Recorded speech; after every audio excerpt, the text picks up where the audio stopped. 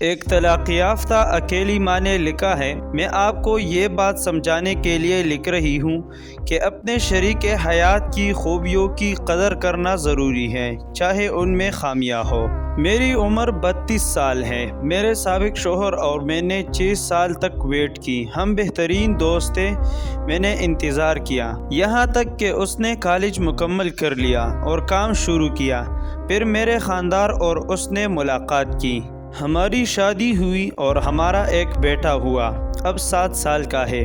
میرا شوہر کبھی کبھار غصے میں آ جاتا تھا، لیکن ہمارے مسائل تب شروع ہوئے جب میں نے اسے محسوس کرانا چاہا کہ وہ مجھے کنٹرول نہیں کر سکتا۔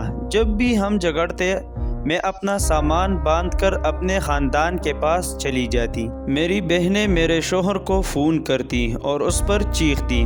اگر وہ مجھے کنٹرول کرنے کی کوشش کرتا تو میں ہمیشہ اسے کہتی کہ اگر وہ چاہے تو وہ مجھے طلاق بھی دے سکتی ہے۔ میں کبھی بھی طلاق نہیں چاہتی تھی، مجھے صرف اپنے عزت کا خیال تھا، اور میں کبھی بھی اس کے نظروں میں ایک کمزور عورت نہیں بننا چاہتی تھی۔ ایک دن میں نے اسے اتنا تنگ کیا کہ پہلی بار اس نے مجھے مارا اور گھر سے نکال لیا۔ میں اپنے خاندان کے پاس چلی گئی۔ میرے خاندان نے اسے پولیس میں رپورٹ کر دیا۔ ہر بار ایسا لگتا تھا جیسے میں ہی مظلوم ہوں، لیکن حقیقت میں اپنے شوہر کو جذباتی طور پر تکلیف پہنچانا چاہتی تھی۔ اسے گرفتار کیا گیا اور حراست میں رکھا گیا۔ اس کے خاندان نے مجھ سے کیس واپس لینے کو کہا۔ مجھے محسوس ہوا کہ میں غلطی کر رہی ہوں۔ میرا شوہر کبھی بھی پرتشدد انسان نہیں تھا۔ اس نے جو کیا وہ اس لیے کیا کیونکہ میں نے اسے مجبور کیا، اور اس نے کھلے دل سے معافی مانگی۔ میں نے کیس واپس لے لیا اور ہم دوبارہ مل گئے۔ 3 ماہ بعد ایک چھوٹے مسئلے پر میں نے پھر سے اپنا سامان باندھ لیا اور وہ اکیلا رہ گیا۔ 2 دن بعد مجھے کال آئی کہ وہ ہسپتال میں ہے۔ میرے خاندان نے مجھے کہا کہ وہاں نہ جاؤ کیونکہ ایسا لگے گا جیسے میں اسے منانے جا رہی ہوں، اور میری بہنیں مانتی تھی کہ وہ بیماری کا ڈرامہ کر رہا ہے۔ اس دوران لوگ مجھے مظلوم سمجھتی رہی، جیسے میں بھی ظلم کا شکار ہوں۔ وہ 1 ہفتے ہسپتال میں رہا۔ جب وہ واپس آیا مجھے صرف طلاق کا نوٹس ملا۔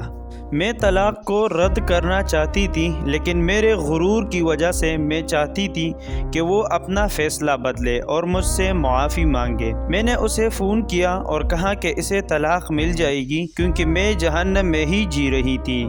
جب ہم عدالت گئے، میں چاہتی تھی کہ وہ قیمت چکائے، اس لیے میں نے عدالت سے کہا کہ اس کی جائیداد تقسیم کی جائے۔ میری حیرت کی بات یہ تھی کہ اس نے کھلے عام عدالت کو بتایا کہ جو کچھ بھی ہم نے اکٹھا حاصل کیا ہے وہ مجھے دیا جائے، اسے صرف طلاق چاہیے۔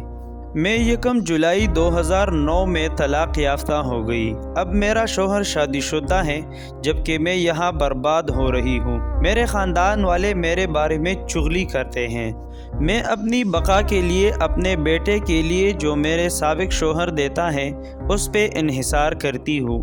مجھے معلوم ہے کہ میں نے اپنی شادی برباد کی۔ میں یہاں تمام بیویوں کو بتا رہی ہوں کہ انہیں مشورہ لیتے وقت احتیاط کرنی چاہیے۔ دھوکہ نہ کھائے، اپنے خاندان کی مداخلت کو اپنی شادی میں نہ آنے دے۔ میرے عزیز قاری، یہاں تک کہ میری چھوٹی بہنیں بھی مجھ سے زیادہ عزت پاتی ہیں۔ جن لوگوں نے مجھے طلاق لینے کی ترغیب دی وہ ہمیشہ میرا مذاق اڑاتے ہیں اور میرے بارے میں بری باتیں کرتے ہیں۔ براہ کرم خواتین، اپنی شادی میں جو کسی سے کام لے، سوچا کہ اپنی کہانی شیئر کروں تاکہ آپ کی شادی بچ سکے۔ غرور میں کوئی فائدہ نہیں۔ کبھی کبھی یہ مرد کا قصور نہیں ہوتا، یہ آپ کا غرور ہوتا ہے، اور وہ لوگ جو آپ کو مشورہ دیتے ہیں، اس لیے اپنی شادی میں ہوشیار اور چوکنا رہے۔